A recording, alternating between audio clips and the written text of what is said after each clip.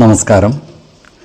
വേദാംഗ ജ്യോതിഷത്തിലെ അമൂല്യമായ അറിവുകളും ആധ്യാത്മിക ജ്ഞാന ഉപദേശങ്ങളും പകർന്നു തരുന്ന പ്രശാന്തം ആസ്ട്രോ ചാനലിലേക്ക് ഏവർക്കും സ്വാഗതം. ഈ ചാനൽ ഇതുവരെയും സബ്സ്ക്രൈബ് ചെയ്യാത്തവർ ഇപ്പോൾ തന്നെ സബ്സ്ക്രൈബ് ചെയ്യുക.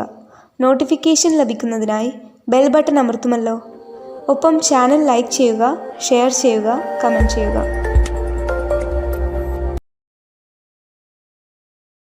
കൊല്ലവർഷം 1199 മിഥുന സംക്രമം ഉത്രം നക്ഷത്രത്തിലാണ്. മിഥുനം 1-ാം തീയതിയിലെ ഗ്രഹനില അനുസരിച്ച് മേടം രാശിയിൽ കുജനും, എടവത്തിൽ സർവേശ്വരകാരകനായ വ്യാഴവും, മിഥുനം രാശിയിൽ ആദിത്യനും ബുധനും ശുക്രനും, കന്നിയിൽ ചന്ദ്രനും കേതുവും, കുംഭം രാശിയിൽ ശനിയും ഗുളികനും, മീനത്തിൽ രാഹുവും സ്ഥിതി ചെയ്യുന്നു. ഉത്രട്ടാതി നക്ഷത്രത്തിൽ ജനിച്ചവർക്ക് മിഥുനമാസം പൊതുവെ ഗുണദോഷ സമ്മിശ്രമായിരിക്കും.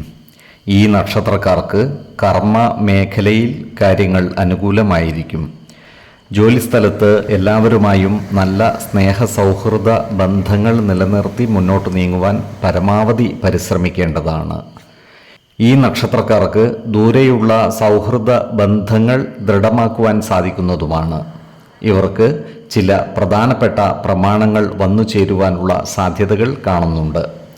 എന്നാൽ ഇത്തരം പ്രമാണങ്ങളുടെ നിയമ സാധുതകൾ കൃത്യമായി മനസ്സിലാക്കേണ്ടതും വേണ്ട മുൻകരുതലുകൾ എടുക്കേണ്ടതുമാണ്. ഈ നക്ഷത്രക്കാരുമായി ബന്ധപ്പെട്ട കാലഹരണപ്പെട്ട കേസുകളിൽ അനുകൂലമായ വിധി ഉണ്ടാകുവാനുള്ള സാധ്യതകളും കാണുന്നുണ്ട്. ഇവർക്ക് വാഹനങ്ങളുമായി ബന്ധപ്പെട്ട് അപ്രതീക്ഷിത ചിലവുകൾ വന്നു ചേരുവാനുള്ള സാധ്യതകൾ കാണുന്നുണ്ട്. അതിനാൽ വാഹനങ്ങൾ കൈകാര്യം ചെയ്യുമ്പോൾ അതീവ ജാഗ്രത പാലിക്കുന്നത് ഗുണകരമായിരിക്കും. വാഹനമോടിക്കുന്നവർ അതീവ ശ്രദ്ധയോടുകൂടി മുന്നോട്ട് നീങ്ങേണ്ടതുമാണ്. മറ്റു വാഹനങ്ങളുമായി ചെറിയ ഉരസലുകളും തട്ടലുകളും ഉണ്ടാകുവാനുള്ള സാധ്യതകളും കാണുന്നുണ്ട്. ഈ നക്ഷത്രക്കാർ ആരോഗ്യകാര്യങ്ങളിൽ ഒരു പ്രത്യേക ശ്രദ്ധ പുലർത്തുന്നത് ഗുണകരമായിരിക്കും. പ്രത്യേകിച്ച് ജീവിത ശൈലീ രോഗങ്ങൾക്ക് സ്ഥിരമായി മരുന്ന് കഴിക്കുന്നവർ കൃത്യമായ വൈദ്യ പരിശോധനകൾ നടത്തേണ്ടതും ഡോക്ടർ നിർദ്ദേശിക്കുന്ന മരുന്നുകൾ മുടങ്ങാതെ കഴിക്കേണ്ടതുമാണ്. മാസത്തിൻ്റെ ആദ്യ പകുതിയിൽ പല ആരോഗ്യ പ്രശ്നങ്ങളും നേരിടേണ്ടി വരുവാനുള്ള സാധ്യതകളും കാണുന്നുണ്ട്. പോഷക സമ്പുഷ്ടമായ ആഹാരം കഴിക്കുകയും ആവശ്യമായ വ്യായാമവും വിശ്രമവും നൽകി ശരീരത്തെ പരിരക്ഷിക്കേണ്ടതുമാണ്.